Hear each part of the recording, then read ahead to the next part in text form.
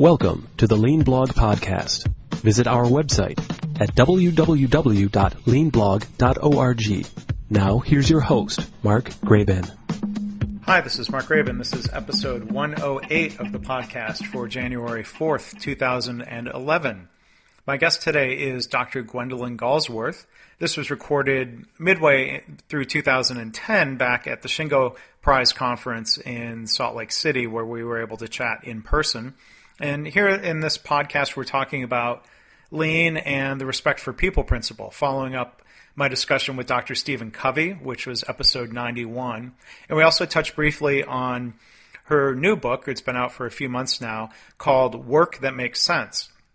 Now, Gwendolyn was previously a guest on episodes 26, 45, and 49.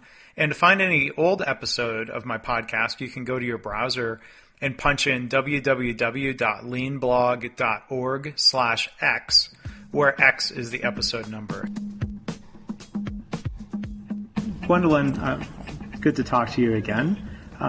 What are your thoughts on the importance of the respect for people principle of the Toyota way, sometimes even described as respect for humanity? What are your thoughts on that and what that really means to you? You know, I think changing it from respect for people to respect for humanity creates a conceptual shift that's really important. Because if we can actually think of people almost not as individuals, but really as fellow human beings, what happens is a kind of parity, a kind of equalness automatically comes up.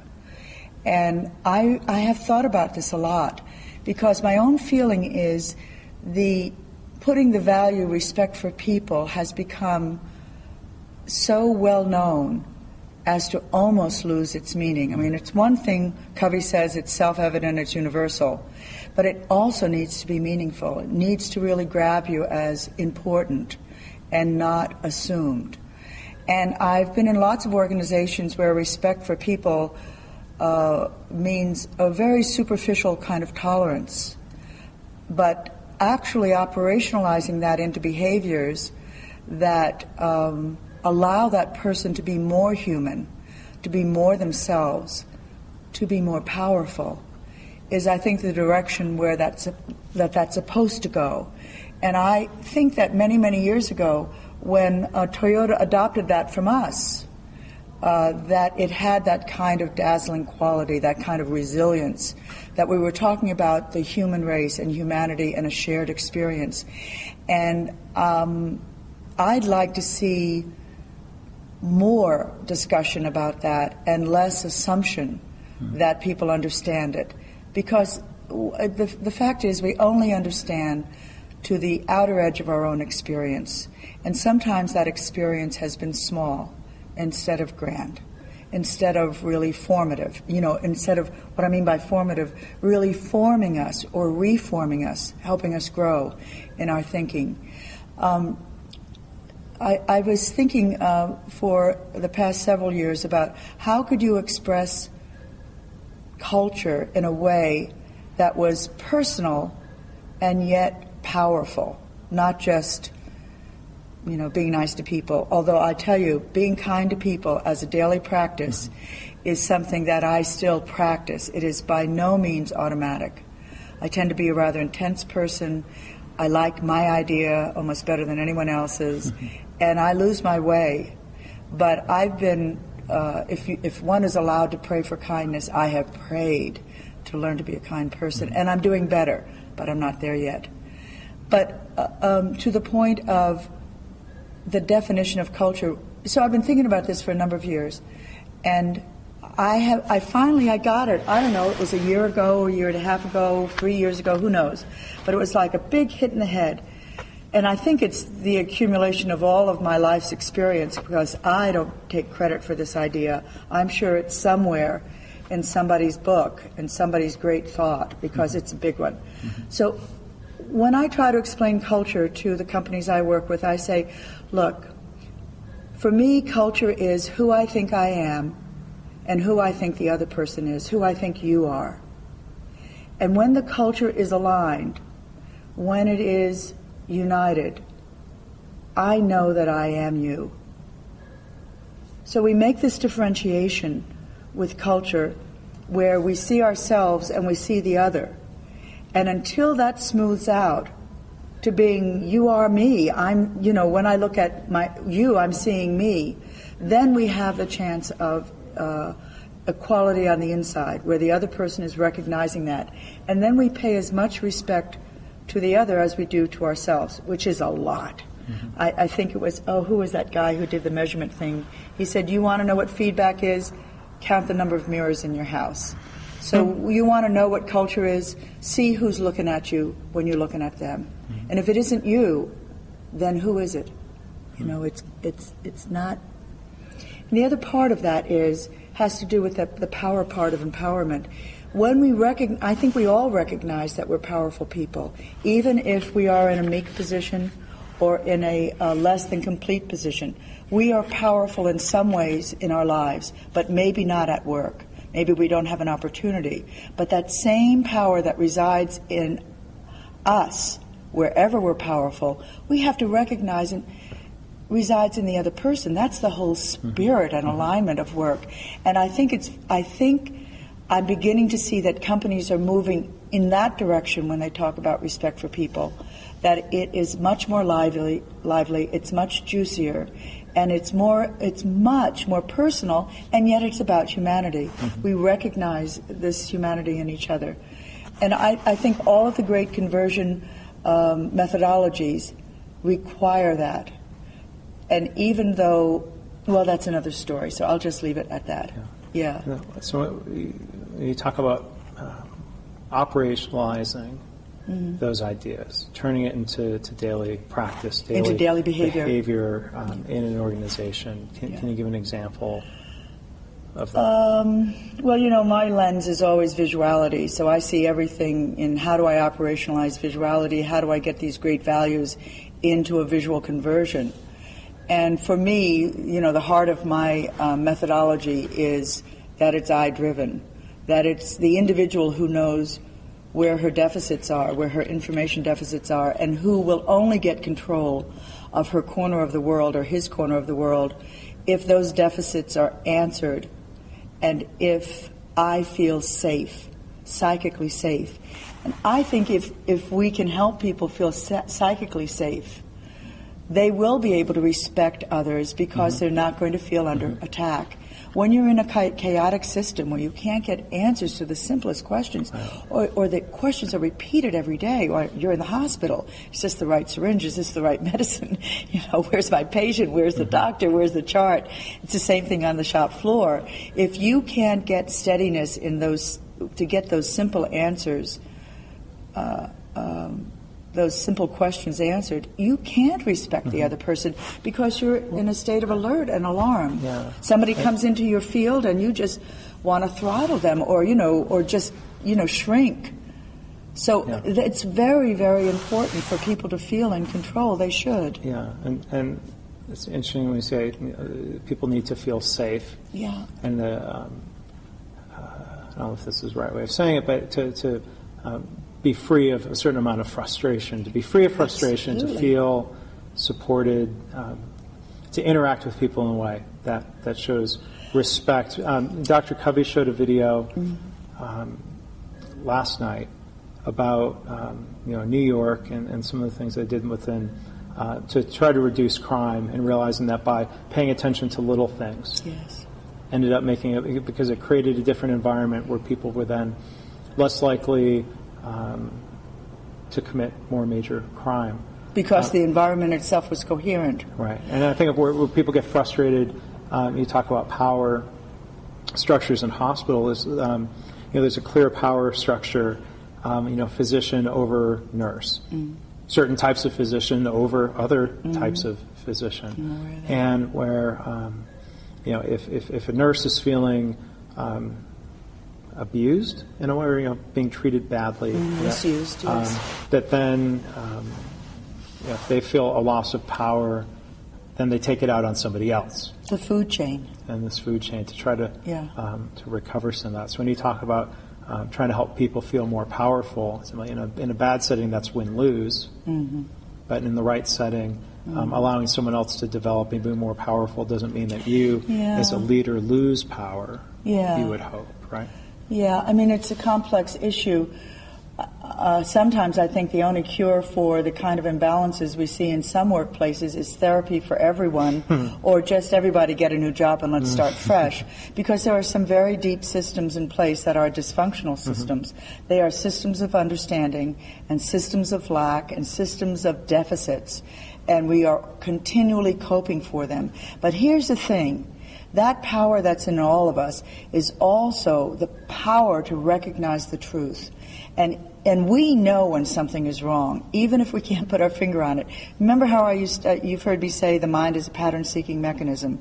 And the mind is always, what are we trying to recognize when we seek a pattern? We're trying to recognize what's the sense of the situation, what's the truth, how does it work? And we know we've got so many levels, so many dimensions of sensitivity in our being just because we're humans and we've been around for a while. Even if that a while is just, I'm 25, I'm 35, and we have great sensitivity. And when something is out of whack, we can't be powerful in that. We can't get the information we want. But I mean powerful in the sense of alignment with ourself.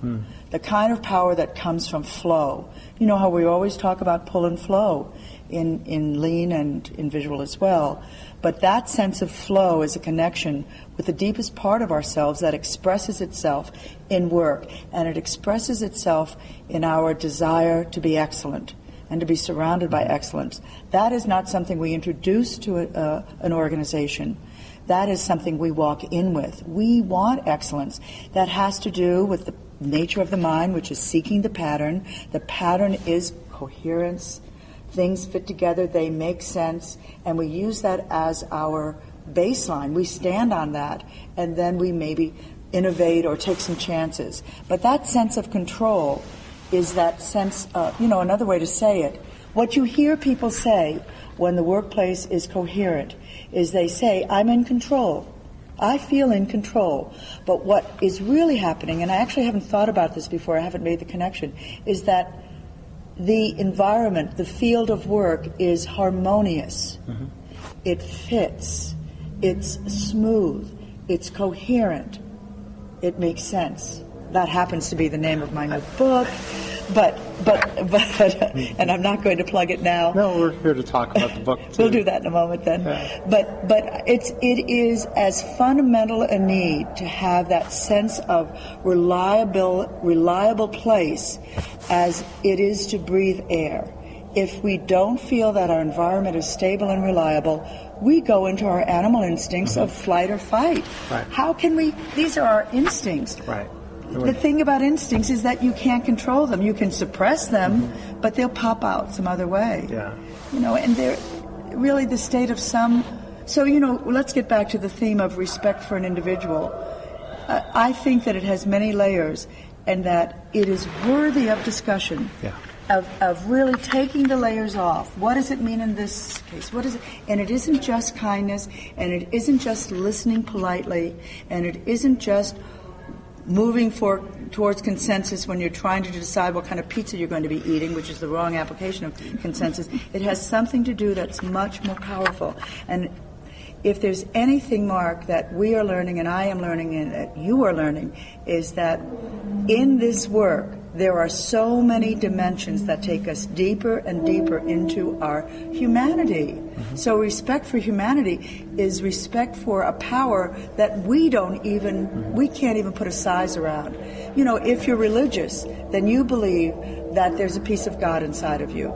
But when you think about that, that's a didgeridoo. How wonderful. For the listeners who... Gwendolyn and I are sitting here at the Shingle Prize Conference in a lobby at the Conference Center. One of the Utah State students plays the didgeridoo. Oh, it's wonderful, yes. And so I don't know if you could hear that in the background. It's magical. But anyway, sorry. No, I think that might have been, there was some kind of thought I wanted to complete there. But for me, I always think just because I enjoy thinking in this way, that there's some kind of a material change going on in the way that we're doing work. But when you start talking about flow, which is what we talk about in lean and in visual, and pull as well, which is attraction, that gravitational pull, I remember what I was saying now, we're talking about a very rich event. It isn't about money. It isn't just about money, but it is about money, but it is also about ourselves.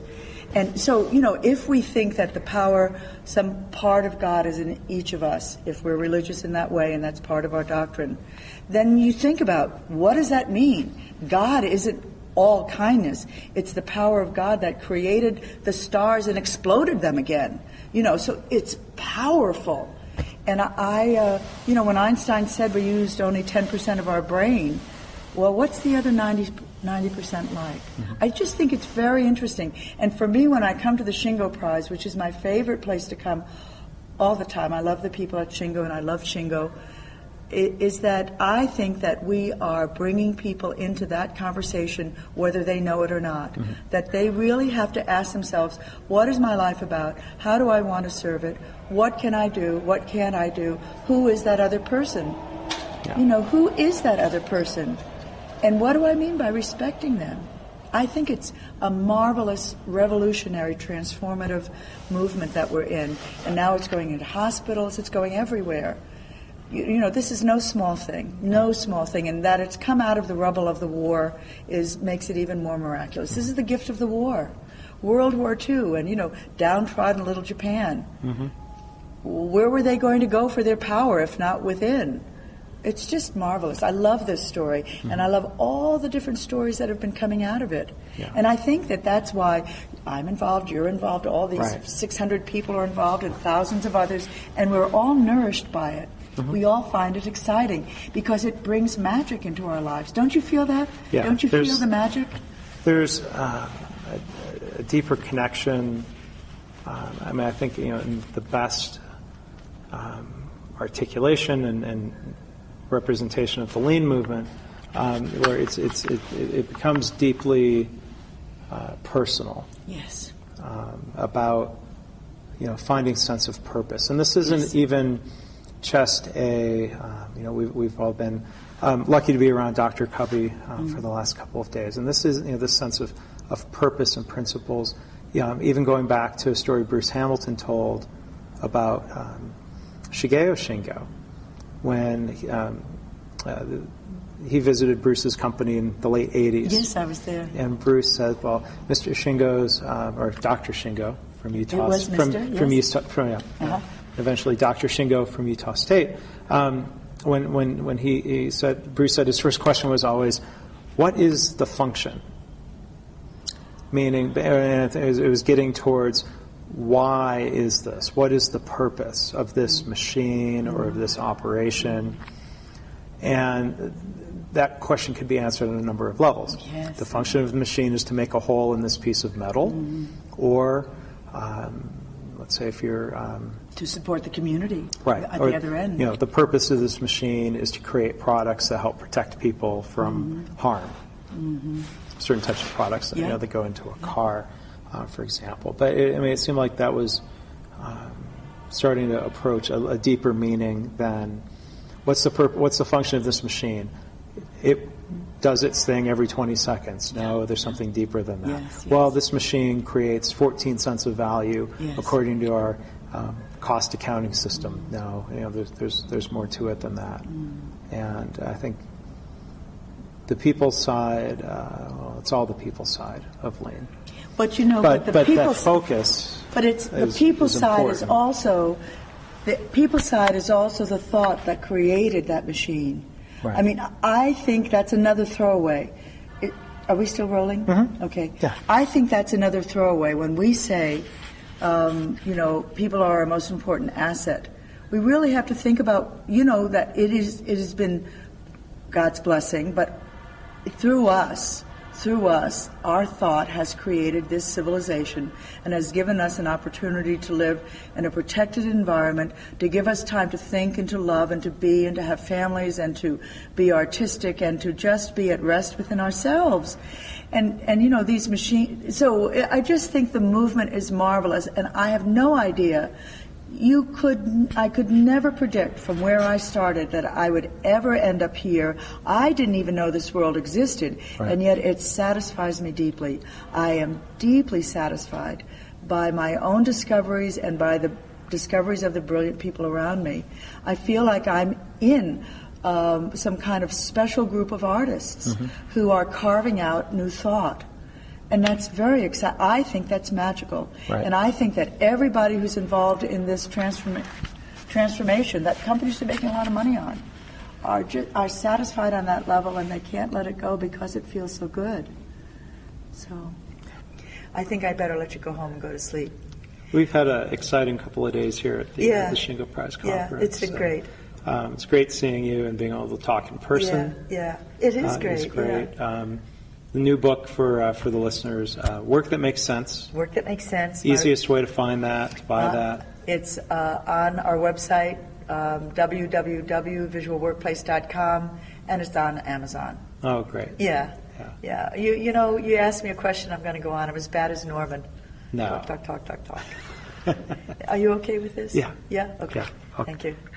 Here, I'm going to cut out. So let's do a proper. Okay. Thanks, because I'll cut out. I'll go through and edit. I'll try to remember to go through. Yeah, please clean it up. About that. Oh, it's about the going on and on like Norman.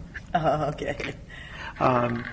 Gwendolyn, thanks for talking about your new book. Thanks for helping reflect on the last couple of days here at the Shingo Prize Conference. It was really nice having you. It's great. I love talking on the with you. podcast again.